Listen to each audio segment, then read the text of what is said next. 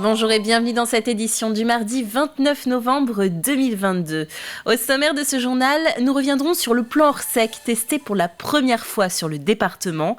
C'était ce lundi après-midi au sein de l'entreprise Planète Artifice, classée Céveso. Et si vous êtes en quête d'un médecin généraliste, avez-vous pensé aux bornes de téléconsultation ?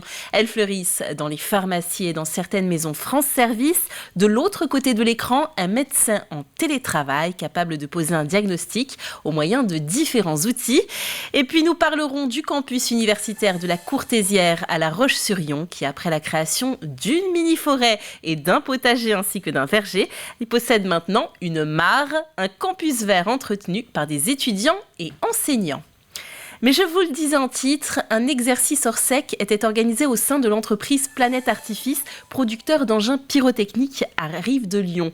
Un test grandeur nature d'accidents graves sur site classé Céveso, donc à haut risque. Il a permis d'essayer pour la première fois dans le département le dispositif FR Alert qui permet de prévenir la population qui se trouve dans la zone à risque par un message SMS et vocal. Le reportage d'Agathe Poulet.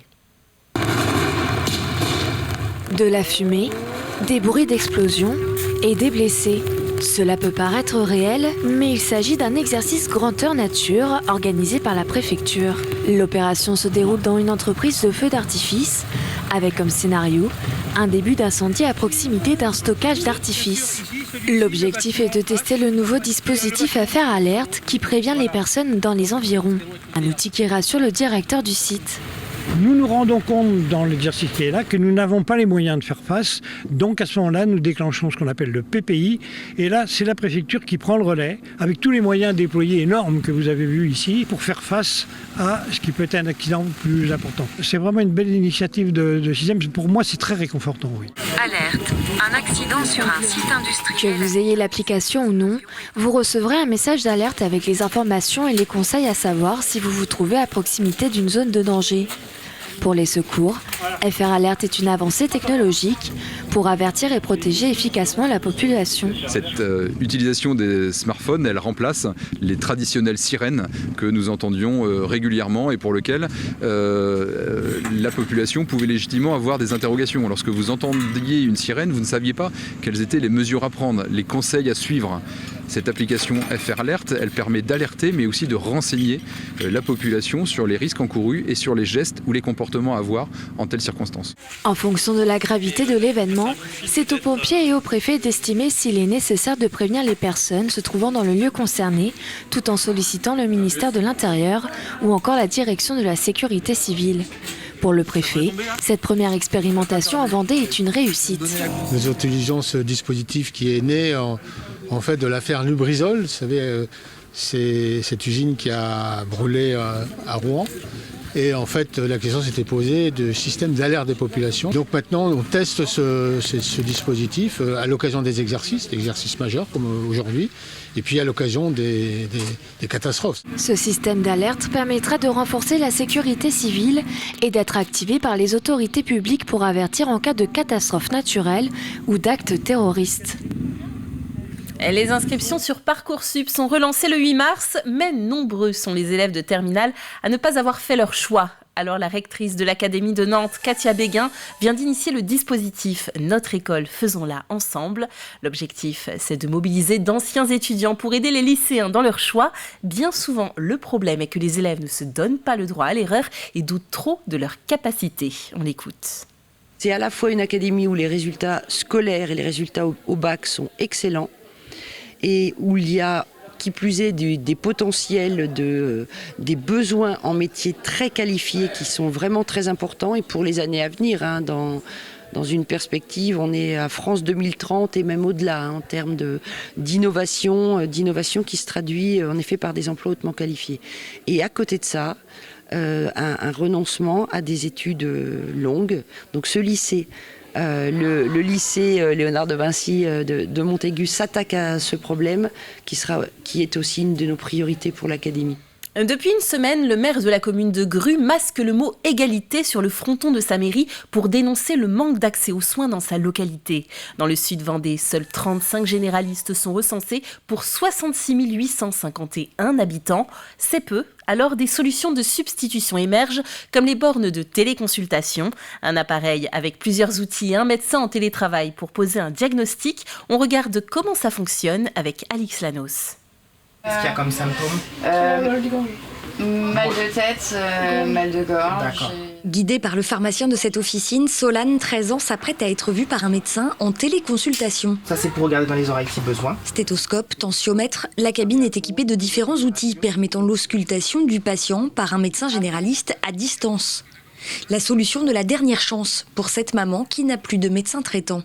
J'ai appelé plusieurs médecins autour de chez nous et plus personne ne prend de nouveaux patients dans l'immédiat. Donc c'est pratique, on a une ordonnance, on a nos traitements, on a un arrêt s'il faut, enfin voilà, c'est bien. Parce que sinon on est obligé d'aller aux urgences, du coup de monopoliser les urgences pour des petites pathologies, donc ça c'est pas mal. Installée en juillet dernier dans cette pharmacie de Fontenay-le-Comte, la borne de téléconsultation est utilisée tous les jours par des patients sans médecin traitant. Et il faut dire qu'ils sont nombreux sur le secteur, environ 15 000 dans le sud Vendée. Différents dispositifs, dont un centre de soins non programmés, permettent de répondre à une partie de la demande, mais ce n'est pas suffisant. Alors plusieurs pharmacies, ici à Fontenay-le-Comte, ont fait le choix de s'équiper de ce type de cabine. Effectivement, ce n'est pas la solution parfaite. On essaye évidemment d'avoir un médecin traitant en présence, sauf qu'aujourd'hui, force est de constater que ce n'est pas toujours possible.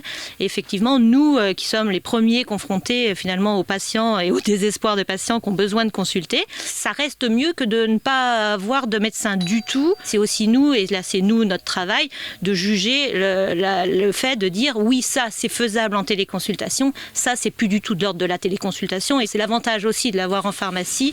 On reste des professionnels de santé et du coup on oriente les patients au mieux, voilà, en tout cas ce qui nous semble le mieux. Des bornes de téléconsultation comme celle-ci, le département en compte 48, dont la quasi-totalité est installée comme ici dans une pharmacie. Un certain nombre de reproches sont formulés à l'égard de cette solution alternative. Un médecin souvent éloigné géographiquement, pas de suivi médical ou des diagnostics limités. Mais en attendant mieux, elle permet de dépanner bon nombre de patients qui attendent toujours de trouver un médecin traitant. Et direction à présent le campus universitaire de la Courtésière à La Roche-sur-Yon. Depuis 2015, il est verdi par les soins d'étudiants et d'enseignants. Après la création d'un verger, d'un potager et d'une microforêt, c'est maintenant une mare qui a vu le jour. Elle permettra la création d'un véritable écosystème. Le reportage sur place de notre journaliste Grégoire de Châtillon.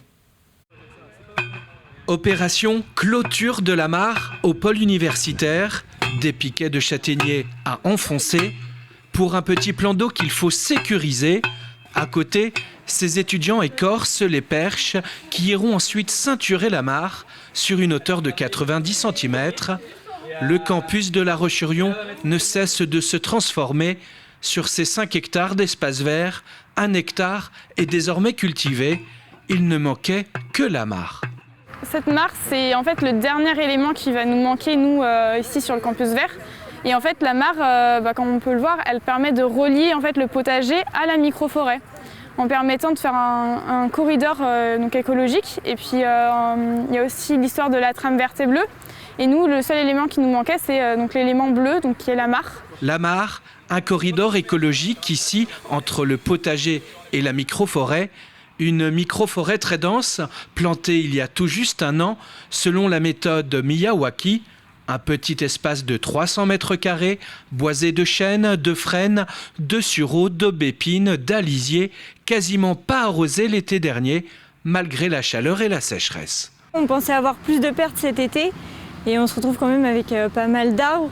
Et au fur et à mesure qu'elle va grandir et prendre de l'ampleur, les insectes vont venir, les oiseaux aussi, et ça va apporter des graines, apporter des nouvelles essences d'arbres et elle va se renouveler toute seule finalement, elle va repousser par elle-même.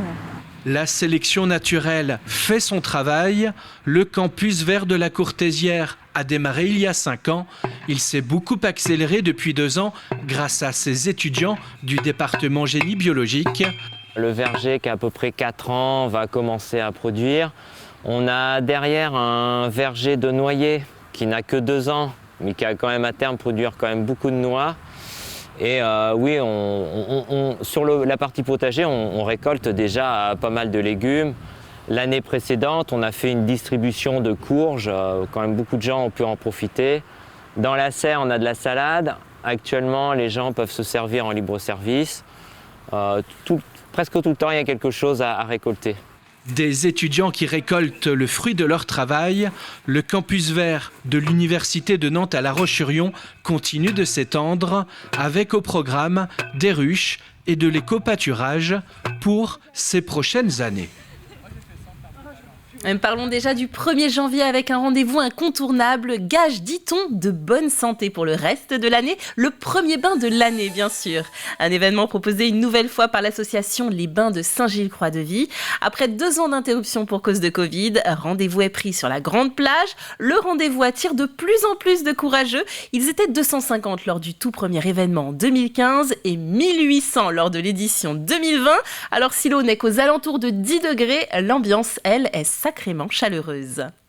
Je pense que le dénominateur commun, c'est un petit peu de folie, mettre un petit peu un grain de folie, se lâcher complètement et venir partager un moment de délire, parce que c'est le terme, quand on regarde les images, les gens chantent, les gens dansent, les gens hurlent, ils crient sur la plage. Certains mettent qu'un orteil pendant 3 secondes, d'autres se baignent pendant 10 minutes. Et avec un dénominateur commun, c'est que effectivement les déguisements sont magnifiques sur la plage, parce que les gens viennent déguiser pour se lâcher encore plus. Voilà, les inscriptions sont gratuites et donnent droit à un lot offert à la fin de la baignade. Elles ouvrent à partir du 1er décembre sur le site internet de la sgxv.fr ou dans les 2 magasins Saint-Gilles-Croix-de-Vie. Et surtout, pensez à votre déguisement. C'est la fin de cette édition, merci de l'avoir suivi. Le retour de l'actualité, ce sera dès 7h demain matin dans votre matinale. À bientôt, merci.